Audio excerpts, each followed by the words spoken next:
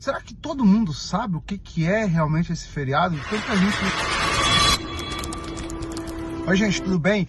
Eu tava pensando aqui, eu falei, vai ter um feriado na quinta-feira, né? E o feriado é 9 de julho. Eu fiquei pensando, será que todo mundo sabe o que é realmente esse feriado? Tanta gente enxerga o feriado, tudo, mas não sabe o que é esse feriado. Eu falei, eu acho que eu vou fazer um vídeo para os meus alunos, né?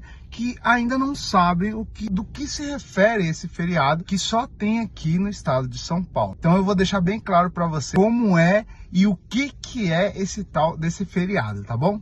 Bom, primeiro de tudo que a gente precisa saber é que alguns anos atrás aqui, não é muito tempo atrás, mas alguns anos atrás aqui, foi sancionada uma lei onde cada governador de cada estado do nosso país poderia escolher uma data para ser feriado, qualquer data. Na época, o Mário Covas, que era o nosso governador de São Paulo, ele escolheu 9 de julho. Então a gente já começa por aqui.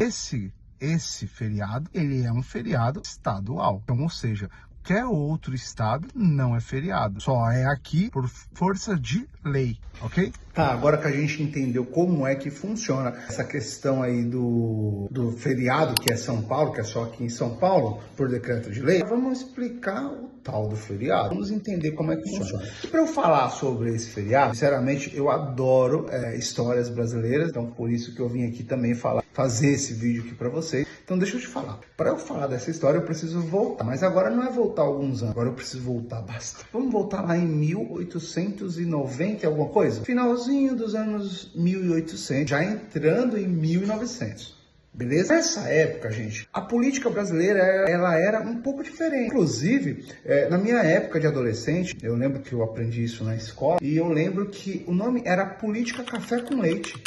Né? Não depreciando nada, não tinha nada a ver, era o nome mesmo, Café com Leite. Por quê? Mais ou menos, como funcionava? Era São Paulo e Minas Gerais. Eram focados somente nesses dois estados, a governança do país. Então, assim, ficava algum tempo em São Paulo e aí tinha um prazo lá, 4, 5 anos, enfim, quantos anos eram. Depois, São Paulo tinha que passar o bastão, né, para Minas Gerais. Minas Gerais escolhia uma pessoa lá, tal. Depois voltava o bastão para São Paulo. E assim foi sucessivamente. O que acontece? Quando chegou ali em meados de 1929, mais ou menos, entre 1929 e 1930, houve uma quebra na Bolsa de Valores, né?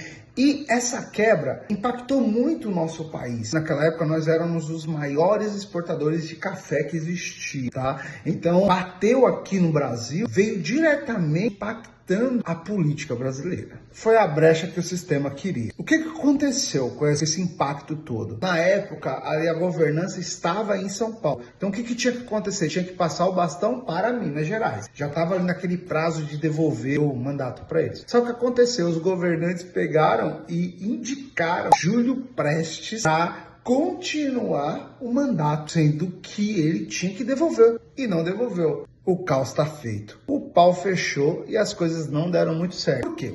Do outro lado, existia uma galera forte lá e um deles era o Getúlio Vargas.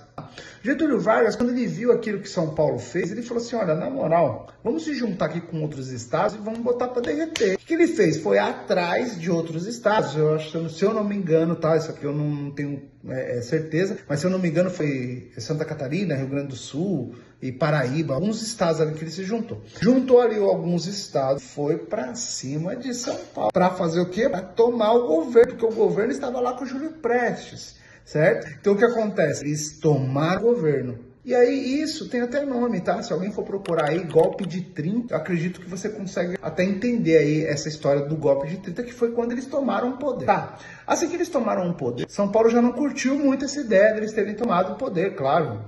Perderam o poder. Porque mesmo com o Júlio Prestes continuando, eles ainda tinham uma Constituição ali. O que aconteceu? Getúlio Vargas tirou todos os governadores de todos os estados. Ele foi tirando e foi colocando pessoas dele em cada estado. Olha, um interventor ali, interventor aqui. Foi colocando um monte de pessoas dentro ali de cada estado. Show?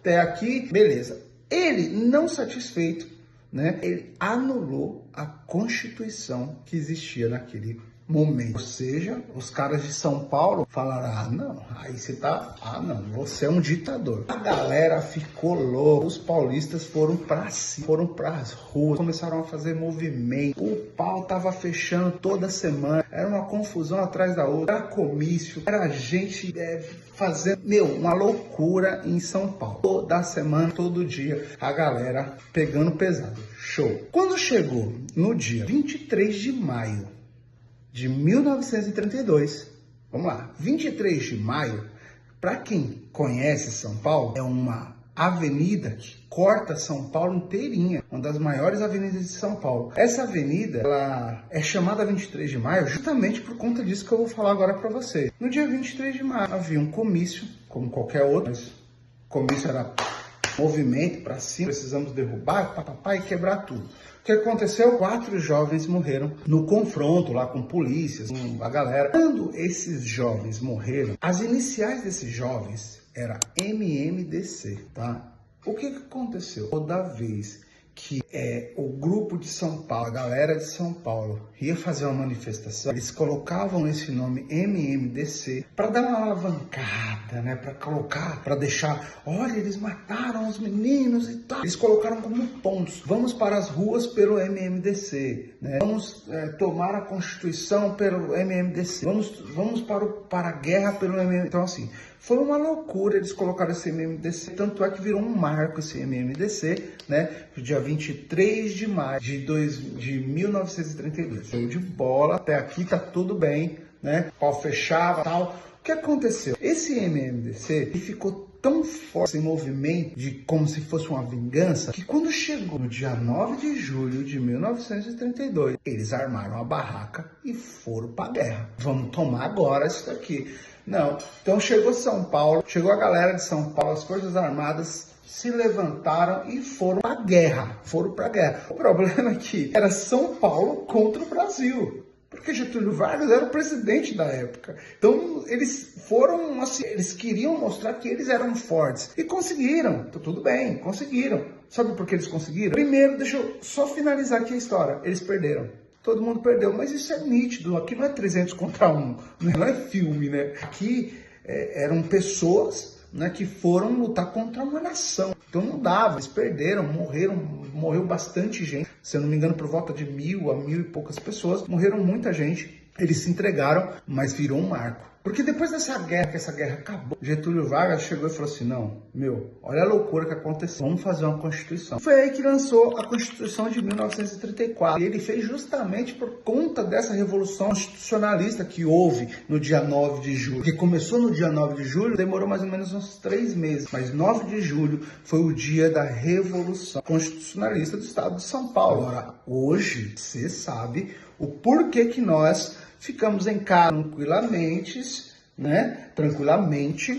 Em casa, descansando, indo pra praia. 9 de julho, o que é 9 de julho? Agora você sabe, é a Constituição de São Paulo que tentaram resgatar e não conseguiram. Não conseguiram, mas saíram como heróis. É uma linda história, muito bacana. Espero que vocês tenham gostado, espero que vocês tenham entendido, espero que vocês levem pro coração. Um grande abraço.